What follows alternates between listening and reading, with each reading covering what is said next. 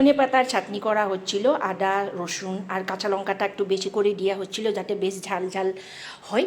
তো এটা কিসের সাথে খাওয়া হবে তোমাদেরকে দেখাবো একটুখানি পরে। তো আজকে দুপুরবেলায় আমাদের বাড়িতে হচ্ছিল আমার খুব পছন্দের প্রিয় মাটন কষা হচ্ছিল। তো ফ্রাইডে তো খাচ্ছিলামই, তো ফ্রাইডে শুধু লিভার সসরিটা হচ্ছিল, তো আজকে পুরো মাটন সমেটি নিয়ে আসা হলো। তো সানডে স্পেশালি একটু প্রত্যেকেরই মাটন ইয়াটু অনেকেই আবার চিকেন খেতে ভালোবাসো, কিন্তু আমি যেহেতু চিকেন একদমই খাই না, মানে ছোটোর ঠিকই, তো তার জন্যে কিন্তু মাটন আনা হয়। আমার বর খায়, আমি খাই না। তো তোমাদের আজকে কি হয়েছে সানডে স্পেশালে সেটা কিন্তু জানতে ভুলো না। আর আমাকে ফেসবুক মাঝে মাঝেই কমেন্ট করতে দিচ্ছে, মাঝে মাঝেই দিচ্ছে না, তো কি করব, উপায় নেই।